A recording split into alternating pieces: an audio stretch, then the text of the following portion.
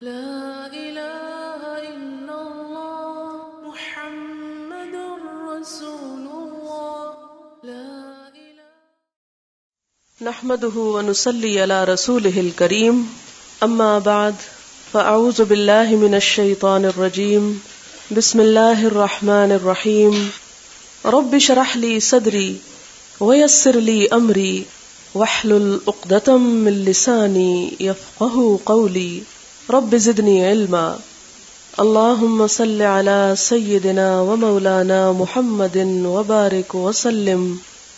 اگلی حدیث. حدثنا یحییٰ بن بکیر، امام بخاری کے استاد ہیں یحییٰ بن بکیر. بیان کیا ہم سے یحییٰ بن بکیر نے. قال حدثنا اللیث، ہم سے لیث نے روایت کیا. عن عقیل، وہ عقیل سے روایت کرتے ہیں. عن ابن شہاب، وہ ابن شہاب الزہری سے روایت کرتے ہیں. عن عروہ بن زبیر، عروہ بن زبیر سے، یہ پیچھے جو آئے نا ہشام بن عروہ، یہ ان کے والد ہیں عروہ بن زبیر، اور زبیر کا نام کیا؟ زبیر بن عوام تھا. عن عائشہ، حضرت عائشہ سے، کیونکہ بھانجے ہیں ان کے، وہ خالہ سے سنتے ہیں اور آگے سناتے ہیں. اس سے ایک اور بات پتہ چلتی ہے کہ آپ سے حضرت عائشہ رضی اللہ تعالیٰ عنہ سے صرف عورتوں نے روایت نہیں کیا، عورتوں نے بھی کیا، وہ بھی آئے گا، لیکن مردوں نے بھی کیا، اور مردوں میں کچھ دوسرے مرد بھی تھے اور کچھ آپ کے رشتہ دار بھی. تو عروہ جو آپ کے بھانجے تھے وہ آپ سے روایت کرتے ہیں. ام المؤمنین رضی اللہ تعالی عنہا انہا قالت، کہتی ہیں، اول پہلے پہل ما بدأ بہ، جو ابتدا کیے گئے ساتھ اس کے، رسول اللہ صلی اللہ علیہ وسلم، نبی صلی اللہ علیہ وسلم، من الوحی، وحی میں سے، الرؤیا الصالحہ، الرؤیا خواب، الصالحہ سچے، فی النوم نیند میں، فکانا تو تھے، لا یرا نہ دیکھتے، رؤیا کوئی خواب، الا مگر، جاءت آتا، مثلا مانند، فلق پھٹنے یا روشنی، الصبح صبح کی روشنی کی طرح سامنے آ جاتا. ثم پھر، حبب محبوب کیا گیا، پسند کیا گیا، الیہ آپ کی طرف، الخلاء تنہا رہنا، خلا اکیلا ہونا، وکانا اور تھے، یخلو اکیلے ہوتے، بغار ہرا غار ہرا میں، آپ غار ہرا میں اکیلے رہتے. فیتحنث تو آپ عبادت کرتے، فیہ اس میں، اور تحنث کیا ہے؟ وہوا اور وہ، التعبد عبادت کرنا ہے، اللیالی راتوں کو، ذوات العدد عدد والیاں یعنی کئی ایک، متعدد، قبل اس سے پہلے، ان کے، ینزع لوٹتے، الی اہلہ اپنے گھر والوں کی طرف، ویتزود اور زاد راہ لیتے، کھانے پینے کا سامان لیتے، لذالک اس کے لیے، ثم پھر، یرجع لوٹتے، الی خدیجہ طرف خدیجہ رضی اللہ تعالی عنہا کے، فیتزود پھر وہ زاد راہ لیتے، لمثلھا اسی کی مانند، حتی یہاں تک کہ، جاءہ آ گیا آپ کے پاس، الحق حق، وہو فی غار ہرا اور وہ غار ہرا میں تھے، فجاءہ تو آیا آپ کے پاس، الملک فرشتہ، فقالا تو اس نے کہا، اقرأ پڑھو، قالا آپ صلی اللہ علیہ وسلم نے فرمایا، ما نہیں، انا میں، بقارئ پڑھنے والا، میں پڑھ نہیں سکتا. قالا کہا، فاخذنی تو اس نے پکڑا مجھ کو. کس نے فرمایا؟ یہ حضور صلی اللہ علیہ وسلم اپنے بارے میں فرماتے ہیں کہ جبریل نے مجھے پکڑا.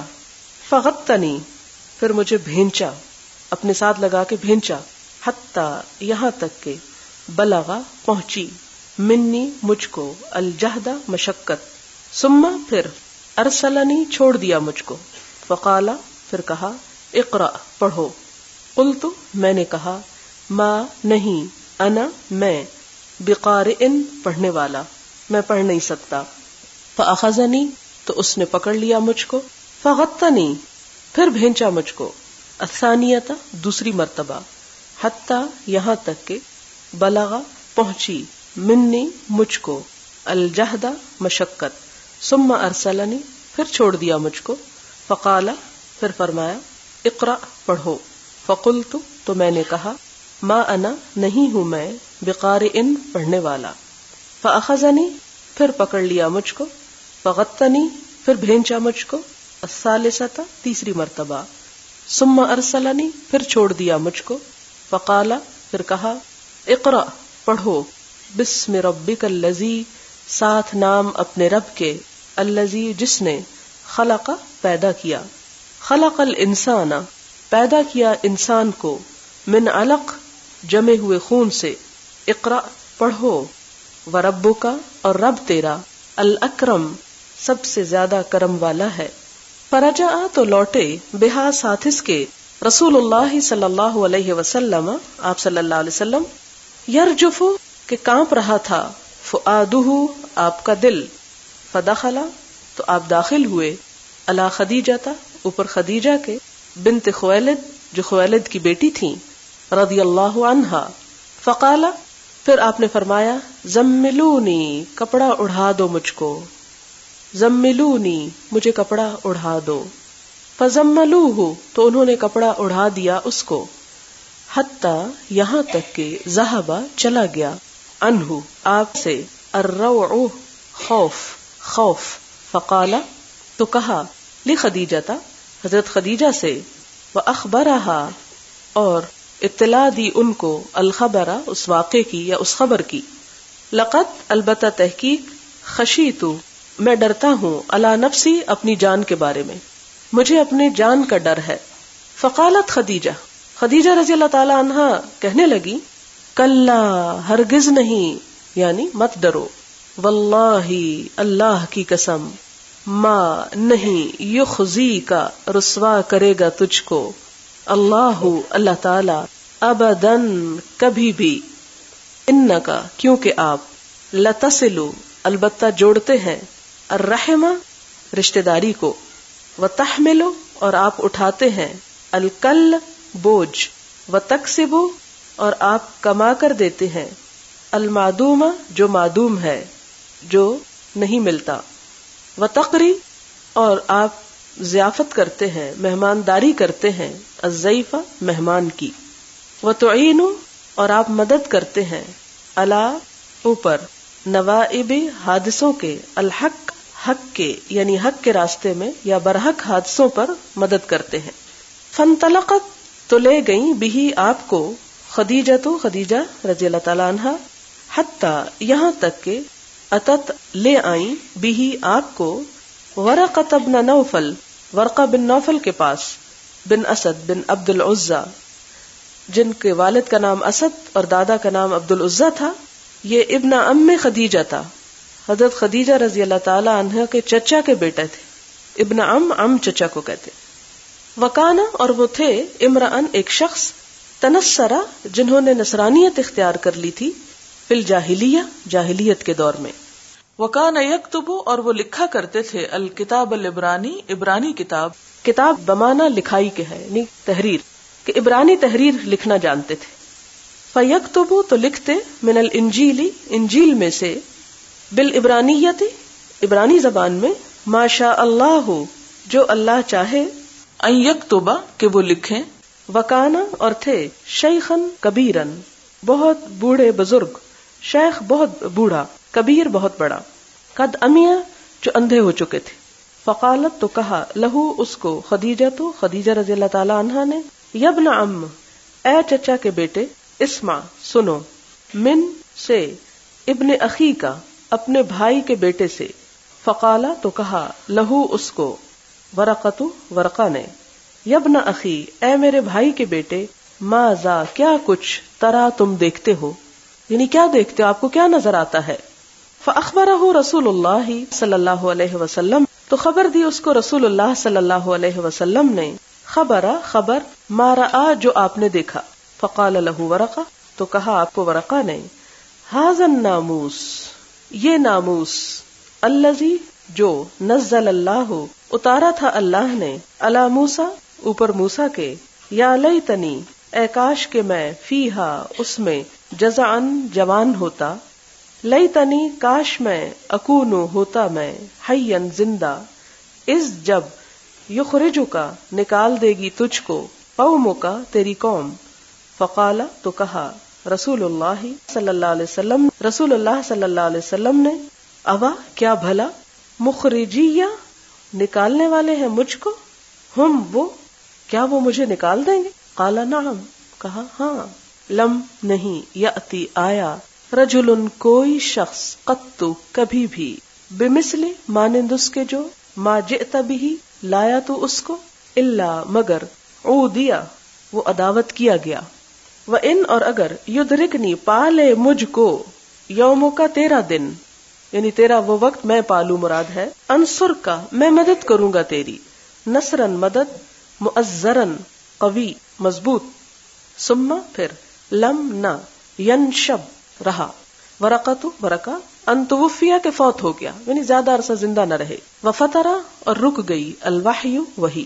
قال ابن شہاب کہتے ہیں، وأخبرني ابو سلمہ، خبر دی مجھ کو ابو سلمہ ابن عبد الرحمن نے، ان جابر ابن عبداللہ کہ جابر ابن عبداللہ الانصاری، قال انہوں نے کہا، وهو يحدث اور وہ بیان کرتے ہیں، ان فترۃ الوحی وحی کے رکنے کے بارے میں، فقالا تو کہا، فی حدیث ہی اپنی حدیث میں، بینا درمیان اس کے، انا امشی کہ میں چل رہا تھا، اس سمعت صوتا جب میں نے سنی ایک آواز، من السماء آسمان سے، فرفعت بصری تو میں نے اٹھائی اپنی نگاہ، فاذا الملک تو فرشتہ، الذی جاءنی بحراء جو آیا تھا میرے پاس حراء میں، جالسن بیٹھا ہوا ہے، علی کرسی ایک کرسی پر، بین السماء والارض آسمان اور زمین کے درمیان، فرعبت تو میں مرعوب ہوا، منہ اس سے، فرجعت تو میں لوٹ آیا، فقلت تو میں نے کہا، زملونی مجھے کپڑا اڑا دو، مجھے کپڑا دے دو، فانزل اللہ تعالی تو اتاری اللہ تعالی نے، یا ایھا المدثر اے کپڑا لپیٹنے والے، قم اٹھو، فانذر پھر ڈراؤ، الی قولہ یعنی آگے کی آیات تک، والرجز اور گندگی، فہجر پھر چھوڑ دو، فحمیہ تو تپ گئی، الوحی وحی، وتتابع اور پے در پے آنے لگی، تابعہ مطابقت کی ہے اس کی، عبداللہ بن یوسف نے، و ابو صالح اور ابو صالح نے، وتابعہ اور مطابقت کی اس کی، ہلال ابن رداد نے، ان زہری سے، وقال یونس و معمر اور یونس اور معمر کی روایت میں ہے، بوادرہ یعنی فؤادہ کی بدلے بوادرہ کہا. اس کی تھوڑی سی تفسیر دیکھتے ہیں.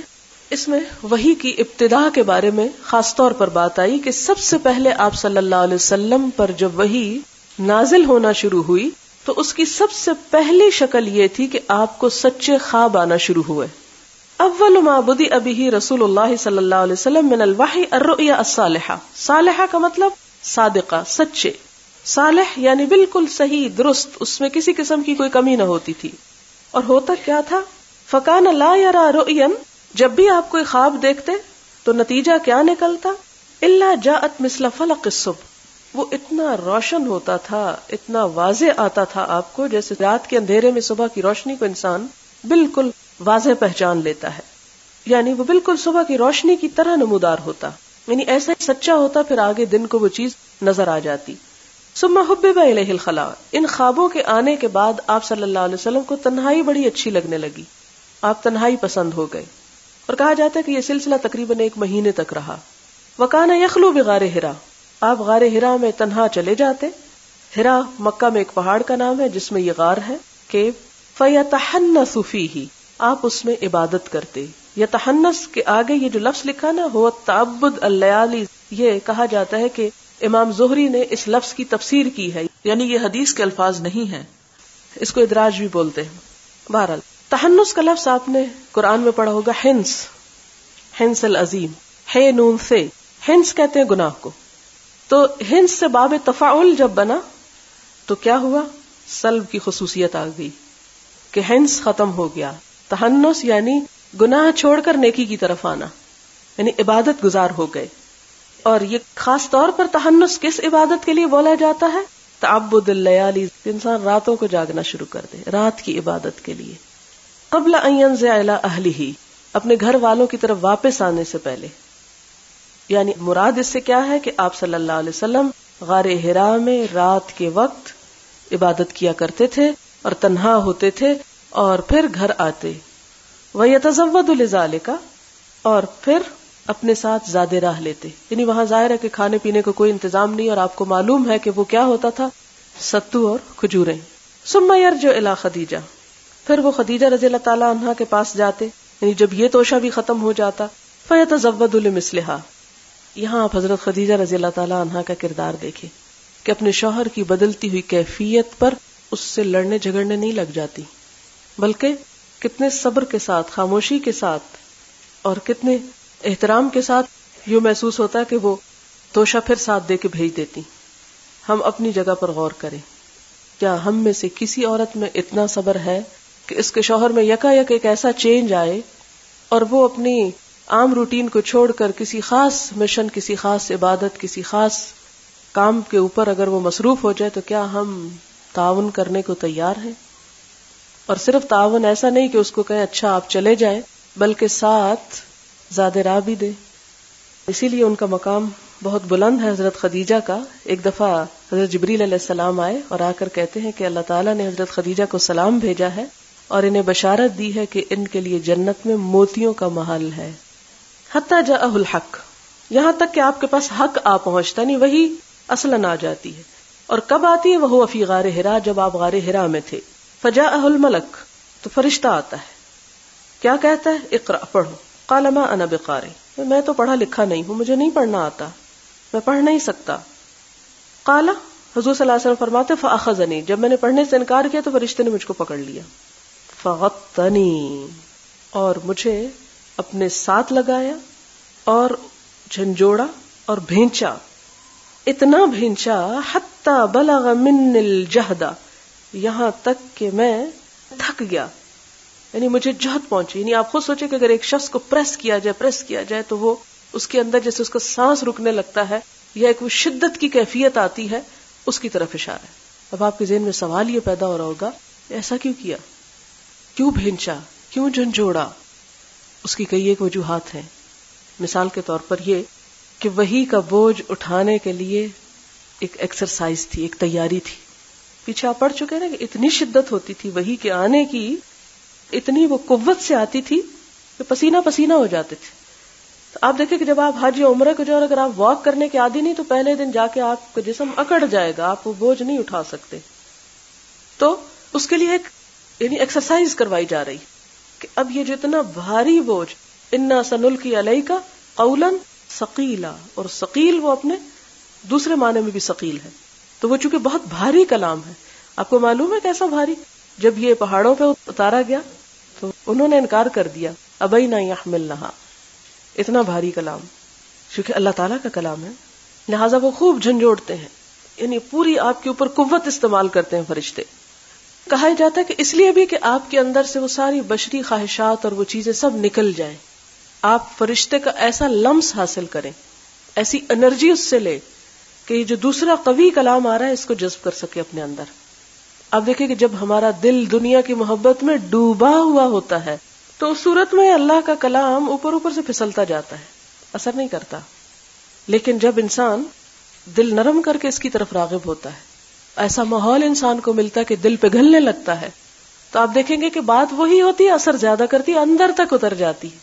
قرآن کے یہی الفاظ جو آپ نے زندگی میں بہت دفعہ پڑھے ہوں گے، لیکن جب آپ فرشتوں کے سائے میں بیٹھ کے پڑھتے ہیں تو اس کا لطف، اس کا مزہ، اس کی حیثیت بالکل کچھ اور ہوتی ہے. تو یہاں بھی جبریل علیہ السلام چونکہ اللہ کے مقرب فرشتے ہیں، اللہ تعالیٰ کی طرف سے آئے ہیں، اور فرشتے کوئی گناہ نہیں کرتے، نورانی مخلوق ہے. جب وہ بھیجتے ہیں اپنے ساتھ لگا کے تو اس کے اثرات آپ صلی اللہ علیہ وسلم کے جسم مبارک میں داخل ہوتے ہیں. آپ کو وہ نور، وہ انرجی، وہ روشنی، وہ قوت، وہ سب کچھ ملتا ہے، جس کے بعد آپ اپنے آپ کو اس بوجھ کو اٹھانے کے قابل سمجھتے ہیں. آپ دیکھیں کہ آپ کو نماز پڑھنا کتنا مشکل لگتا ہے، لیکن جب سب پڑھ رہے ہوتے ہیں تو کیا ہوتا ہے، ایک انرجی ملتی ہے، سب طرف سے ہمارے لیے بھی آسان ہو جاتا ہے. اسی طرح اور بھی بہت سے زندگی میں ایسے کام ہوتے ہیں جو بڑے مشکل لگتے ہیں، یہ ہم نہیں کر سکتے، دین بڑا مشکل ہے. لیکن جب آپ ایسے لوگوں کے پاس بیٹھتے ہیں کہ جو آپ سے پہلے اللہ کے قریب ہو رہے ہیں یا اس کوشش میں ہیں، تو آپ کو ان کے ذریعے سے قربت ملنے لگتی. اسی لیے اللہ تعالیٰ نے صرف کتاب نہیں بھیجی، کیونکہ علم کے لیے صرف کتاب کافی نہیں، علم کے لیے پاس رہنا ضروری ہے، قربت ضروری ہے، اہل علم کی صحبت ضروری ہے. اسی لیے ان لوگوں کو صحابی ہونے کا شرف نصیب ہو گیا جن کی صرف آنکھوں نے حضور صلی اللہ علیہ وسلم کو دیکھ لیا، جنہوں نے فتح مکہ کے موقع پر اور جنہوں نے پھر حجۃ الوداع کے موقع پر صرف اپنی ان نگاہوں سے آپ کے وجود مبارک کو دیکھا انہیں کیا ٹائٹل مل گیا، کتنا بڑا شرف، رضی اللہ عنہم. ہم ان کا نام لیتے ہیں تو ان پہ دعا بھیجتے ہیں. یہ کمال ہے آپ کے فیضان نظر کا اور آپ کے وجود کا. لہذا اہل علم کی صحبت، ان کی قربت، ان کی محبت اور ان کے ساتھ اٹھنا بیٹھنا، یہ صرف علم کی مجلس میں بیٹھنا نہیں ہوتا، یہ اللہ تعالیٰ کی طرف سے ایک خاص رحمت اور برکت اور فیض اس پہ نازل ہوتا ہے، ان سب پہ جو صرف اللہ کی خاطر مل بیٹھتے ہیں کسی اور مقصد کے بغیر.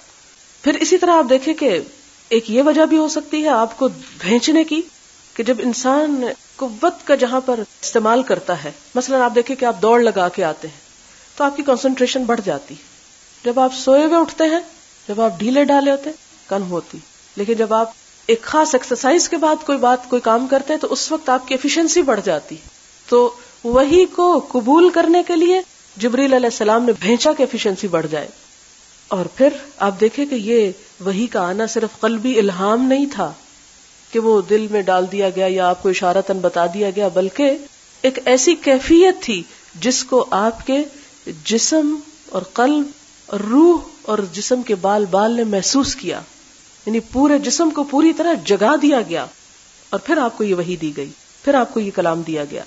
تو اس لیے 3 دفعہ آتا ہے. ایک دفعہ جھنجھوڑتے ہیں، پھر کہتے ہیں پڑھو، آپ نہیں پڑھ سکتے، پھر جھنجھوڑتے ہیں، پھر بھیجتے ہیں اور چھوڑتے ہیں، پھر کہتے ہیں اقرأ بسم ربک الذی خلق. تو یہ پہلی سورت نازل ہوتی ہے کہ اپنے رب کا نام لے کے پڑھو، یعنی پڑھنے میں سب سے پہلے کیا پڑھو؟ رب کا نام پڑھو. کیوں اس کا پڑھو؟ کسی اور کا کیوں نہ پڑھو؟ ہم تو ہیلو اور ہائے پڑھتے ہیں سب سے پہلے، اور معلوم نہیں اور کیا کچھ نہیں.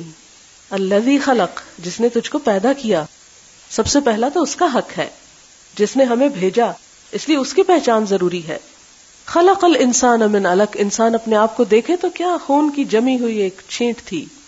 اقرأ، پڑھو، وربک الاکرم، تیرا رب بڑے کرم والا ہے، وہ پڑھا دے گا تجھ کو، لیکن پڑھو گے تم، اس کا کرم بعد میں آئے گا، ایک قدم تم کو اٹھانا ہوگا. اسی کیفیت کے ساتھ اس وحی کو لے کر فرجع بها رسول اللہ صلی اللہ علیہ وسلم، آپ صلی اللہ علیہ وسلم لوٹے. یرجف فؤادہ، آپ کا دل دھک دھک کر رہا تھا، ہل رہا تھا، سینے میں خوب کانپ رہا تھا. آپ نے قرآن پاک میں پڑھا نا، راجفہ کا لفظ آتا ہے کہ قیامت کے دن زمین کیا ہوگی؟ خوب کانپے گی. فدخل علی خدیجہ بنت خویلد، آپ حضرت خدیجہ کے پاس تشریف لاتے ہیں اور کہتے ہیں زملونی زملونی، مجھے کپڑا اڑا دو. یعنی ایک پروٹیکشن کے لیے عموماً انسان جب تھک ہار کے آتا ہے، لیٹتا ہے، تو چاہتے کہ کوئی نظر نہ آئے، بس میں ایک طرف منہ کر کے لیٹ جاؤں. آپ لیٹے رہے یا آپ نے کپڑا اوڑھے رکھا جب تک کہ آپ کا وہ ساری کیفیت جو خوف اور گھبراہٹ اور اس جہد کی تھی وہ ختم ہو گئی. پھر آپ نے حضرت خدیجہ رضی اللہ تعالیٰ عنہا کو سارا قصہ سنایا کہ کیا بیتی آپ پر، اور وہ ایکسپیکٹ کر رہی ہوں گی آپ کی جو عادات میں تبدیلی آ رہی تھی. اور ساتھ ہی آپ کیا کہتے ہیں؟ لقد خشیت علی نفسی، مجھے تو اپنی جان کا خوف، مجھے لگتا ہے میں زندہ نہیں رہ سکوں گا. پہاڑوں نے کیا کہا؟ ہم نہیں اٹھا سکتے. تو انسان اٹھائے تو کیا محسوس کر سکتا ہے؟ وہی کیفیت تھی آپ کی. فقالت خدیجہ، دیکھیں ایک عورت کا حوصلہ. اسلام کا سب سے پہلا پیغام عورت کو پہنچا اور عورت نے بہت عظیم کردار ادا کیا، اس لیے کہ اللہ تعالیٰ نے عورت کو ایسی ہی صلاحیتوں سے نوازا ہے جو دوسروں کے لیے مرہم بنتی ہے، دوسروں کے لیے سہارا، دوسروں کے لیے تسلی اور تسکین کا باعث. کیا ہوتا ہے؟ پوری تسلی دیتی ہے. لوگ کہتے ہیں عورت بڑی کمزور چیز ہے. دیکھیں ذرا جرأت خدیجہ رضی اللہ تعالی عنہا کی کہ جب دنیا کے سب سے بڑے انسان اپنی یہ کیفیت بیان کر رہے ہیں کہ مجھے ڈر لگ رہا ہے اپنی جان کے بارے میں، حضرت خدیجہ کہتی کلا، ہرگز نہیں، آپ مت ڈریے، آپ کو ڈرنے کی ضرورت نہیں. ہم جیسا ہوتا تو ہم بھی ساتھ ڈرنا شروع ہو جاتے. اسی لیے اللہ تعالیٰ نے حضرت خدیجہ کو آپ کے لیے چنا تھا. کلا، ہرگز نہیں، مت ڈریں. کیوں نہیں؟ واللہ ہی، اللہ کی قسم. اب آپ یہ کہیں گے ان کو اللہ کا کیسے پتا تھا؟ تو دور جاہلیت میں عرب معاشرہ اللہ تعالیٰ کے نام سے واقف تھا. وہ حضرت اسماعیل کی اولاد تھے، دین بگاڑ دیا تھا اپنا، لیکن وہیں سے سلسلہ چل رہا تھا. واللہ ما یخزیک اللہ ابدا، اللہ آپ کو ہرگز رسوا نہیں کرے گا، کبھی بے عزت نہیں کرے گا. کیوں؟ کیونکہ آپ کے اندر یہ صفات ہے. اب جو شخص یہ چاہے کہ دنیا میں عزت سے جیے، وہ اپنے اندر یہ صفات پیدا کر لے. اور یہ صفات آپ صلی اللہ علیہ وسلم کے اندر اسلام لانے سے پہلے یا نبی بننے سے پہلے بھی پائی جاتی تھی. کیا ہے وہ صفات؟ انک لتصل الرحم، آپ رشتوں کو جوڑتے ہیں، آپ صلہ رحمی کرتے ہیں. رشتوں کو جوڑنے کا مطلب کیا؟ کہ ان پر احسان کیا جائے. سمپل ایک لفظ، ان پر احسان کرو. وہ برا بھی کریں تو اچھا کرو. وَتَحْمِلُ الْكَلَّ، اور بوجھ اٹھاتے ہیں، یعنی دوسرے لوگوں کا بوجھ، کمزوروں کا بوجھ اپنے ذمہ لے لیتے. اور بوجھ سے مراد یہ نہیں کہ کسی کے اوپر اگر کوئی چیز لدی ہوئی تو آپ خود اٹھا لیتے، یہ تو کرتے ہی تھے آپ. یعنی دوسروں کے غم بانٹنا، دوسروں کی پریشانیاں دور کرنا، دوسروں کی مدد کرنا. وَتَكْسِبُ الْمَعْدُومَ، تکسب، اور آپ کماتے ہیں المعدوم جو ہے نہیں. یہ بڑا بلیغ سا لفظ ہے. مطلب یہ ہے کہ آپ غریبوں کے لیے کمائی کر کے ان کو کھلاتے ہیں، ان کو دیتے ہیں. یعنی معدوم چیز جو لوگوں کے پاس ہوتی نہیں، عدم میں ہے، لوگ نہیں پاتے، آپ اس کو کما لاتے ہیں، آپ اس کو لے آتے ہیں. اور کس کو دیتے ہیں؟ ان کو جا دیتے ہیں، یعنی ان پہ احسان کرتے ہیں. یعنی معدوم کو کماتے ہیں، یہ لفظی معنی ہے کہ جن کے پاس نہیں ہے ان کے لیے آپ کما کے ان کو دیتے ہیں. اگر ہمیں ہو تو ہم کہتے ہیں اللہ ان کو کھلائے جن کو اس نے پیدا کیا، ہمارے اوپر کیا ذمہ داری کہ ہم کسی کو کچھ دیں. تو ہمارا امتحان ہے کہ اگر ان کا حصہ اللہ نے ہماری جیب میں رکھ دیا تو ہم ان کو بھی کچھ دے دیں جن کے پاس نہیں ہے. وَتَقْرِ الضَّيْفَ، اور مہمان نوازی کرتے ہیں. وَتُعِينُ عَلَى نَوَائِبِ الْحَقِّ، تُعِينُ آپ مدد کرتے ہیں، عَلَى اوپر، نوائب نائبہ کی جمع. نائبہ کہتے ہیں کوئی اہم ترین کام زندگی میں پیش آ جانا، کوئی حادثہ، کوئی واقعہ. کہ حوادث میں آپ کیا کرتے ہیں؟ مدد کرتے ہیں لوگوں کی. لیکن کون سے حوادث؟ الحق، جو حق راہ میں پیش آتے. یہ نہیں کہ اگر کسی نے قتل کر دیا اور لوگ اس کی جان کے درپے ہیں تو آپ قاتل کو بچا جاتے، یہ مراد نہیں. نوائب الحق یعنی حق کی خاطر یا حق مصیبتیں جو نازل ہوتی ہیں، لوگوں کے اوپر مشکلات آ جاتی ہیں، آپ ان میں ان کی مدد کرتے ہیں. یہ تھا وہ اخلاق جو آپ صلی اللہ علیہ وسلم کا نبوت سے پہلے بھی تھا، جس کی وجہ سے آپ کو چن لیا گیا. اور حضرت خدیجہ پورے اعتماد، پورے یقین، پورے کانفیڈنس کے ساتھ کہتی ہیں آپ کو اللہ کبھی رسوا نہیں کرے گا، اس لیے کہ آپ تو سب کے ساتھ اچھائی کرنے والے ہیں. یہ ہے صلہ اس انسان کا کہ جو سب کے لیے اچھا سوچے اور کسی کے لیے برا نہ چاہے. فانطلقت به خدیجہ، تو کتنی سمجھدار بیوی ہیں. فوراً آپ کے لیے وہ شخص تلاش کرتی ہیں جو آپ کو اس وقت مورل سپورٹ دے سکے. مکہ کے ایک بہت بڑے عالم کے پاس لے جاتی ہیں ان کو. ان کا نام کیا؟ ورقہ بن نوفل. یہ حضرت خدیجہ کے کیا ہے؟ کزن ہے، فرسٹ کزن، چچا کے بیٹے ہیں. اس سے یہ بھی اندازہ لگائیں کہ حضرت خدیجہ کا سارا خاندان ایک بہت دولت مند، مہذب، علم والا، اس سوسائٹی کا اعلیٰ ترین حسب نسب والا خاندان تھا. وکان عمران تنصر فی الجاہلیہ، ورقہ نے دور جاہلیت میں شرک چھوڑ کر عیسائیت اختیار کر لی. اور اس سے یہ بھی پتہ چلتا ہے کہ عیسائی مشنریز اس دور سے کام کر رہی ہیں. ظاہر ہے ان تک پیغام پہنچایا ہوگا تو وہ عیسائی ہوئے، کیونکہ مکہ میں تو عیسائی نہیں رہتے تھے. وکان یکتب الکتاب العبرانی، اور وہ عبرانی زبان لکھا کرتے تھے. کتاب بمانا لکھائی کے ہے، یعنی تحریر، کہ عبرانی تحریر لکھنا جانتے تھے. فیکتب من الانجیل بالعبرانیہ، تو انجیل کو عبرانی زبان میں لکھا کرتے تھے. ما شاء اللہ ان یکتب، جو اللہ چاہے، نہیں جتنا اللہ ان سے کام لیتا تھا وہ کیا کرتے تھے. اس سے یہ پتہ چلتا ہے کہ آپ صلی اللہ علیہ وسلم کی آمد سے پہلے کتابت موجود تھی. اس زمانے میں بھی لکھنے کا طریقے موجود تھے، اور صرف عربی نہیں، عبرانی بھی لکھی جاتی تھی. انجیل اگرچہ سریانی زبان میں اتری ہے، لیکن پھر وہ ترجمہ در ترجمہ ہوتے ہوتے اب عبرانی ہیبرو میں ہی ہے. فکان شیخا کبیرا قد عمی، حیرت ہوتی ہے، ورقہ بن نوفل نابینا ہے پھر بھی لکھا کرتے تھے. شوق ہے نا. اور ہم دیکھتے ہوئے بھی نہیں لکھتے. تو اللہ جس پہ فضل کرے. بوڑھے ہو چکے تھے، اندھے ہو چکے تھے، اس کے باوجود جو جانتے تھے اس کو لکھ لیا کرتے تھے. ظاہر ہے دوسروں کی مدد کے ساتھ بھی لکھا کرتے ہوں گے. فقالت له خدیجہ یا ابن ام، اے میرے کزن، اسمع من ابن اخیک، اپنے بھائی کے بیٹے سے بات سنو. یعنی اپنے شوہر کے لیے ابن اخی کا یعنی ان کے والد عبداللہ کی طرف اشارہ ہے. ظاہر ان کے دوست ہوں گے، ان کے ہم اثر ہوں گے، تو ان کے بچے کی بات سنو. یہ ایک بہت محبت کا انداز ہے، ایک ایسوسیشن اور ایک تعلق کو ظاہر کرتا ہے. فاخبرہ رسول اللہ صلی اللہ علیہ وسلم خبر ما رأى، آپ نے جو دیکھا اس کی اطلاع دی. فقال له ورقہ، ورقہ نے کہا ھذا الناموس، یہ ناموس. ناموس کا لفظ اردو میں بھی استعمال ہوتا ہے. ناموس نون میم سین سے ہے، نمس، سرگوشی کرنا. ناموس کہتے ہیں بادشاہ کے رازدار کو. ناموس ہر سرگوشی کرنے والے کے لیے نہیں، بادشاہ کا رازدار. اور بادشاہ کا رازدار کون ہوتا ہے؟ جو بہت اس کا مقرب ہو. حضرت جبریل علیہ السلام کے لیے وہ ناموس کا لفظ استعمال کرتے ہیں. کیوں؟ اس لیے کہ وہ اللہ تعالیٰ کے رازدار ہیں، اللہ تعالیٰ سے وحی لے کر پیغمبروں تک لاتے رہے ہیں. یہ یاد رکھیے کہ ناموس خیر کے رازدار کے لیے اور جاسوس شر کے رازدار کے لیے استعمال ہوتا ہے، اپوزٹ ہے ایک دوسرے کے. کہتے ہاذن ناموس، جبریل نہیں کہتے ہاذن ناموس، جو ان کا ایک طرح سے لقب ہے، الذی نزل اللہ علی موسیٰ، جو اللہ تعالیٰ نے موسیٰ علیہ السلام پر اتارا تھا، یہ وہی ہے. یا لیتنی فیہا جزعن، کاش میں اس وقت جوان ہوتا. جزع کہتے ہیں مویشیوں کے ینگ بچے کو، جیسے گائے ہوتی ہے تو اس کا جو نوجوان بچہ ہوتا ہے اس کے لیے جزع کا لفظ بولتے ہیں، یا بھینس کے. اسی طرح بچڑا چھوٹا ہوتا ہے ذرا اس سے بڑا ہوتا ہے، جو جس کو پنجابی میں ویڑ بولتے ہیں، جس کو یعنی درمیانی عمر میں. کاش میں اس وقت نوجوان ہوتا کہ میں آپ کا ساتھ دیتا اور دیکھتا کہ آپ کیا کرتے. لیتنی اکون حیا، کاش میں اس وقت تک زندہ رہتا اذ یخرجک قومک، جب تیری قوم تجھے نکال باہر کرے گی. تو حضور صلی اللہ علیہ وسلم بہت حیران ہوئے، اب مخرجیہم، وہ مجھے نکال دیں گے، یعنی آپ تو سوچ بھی نہیں سکتے تھے. قال نعم، کہا بالکل.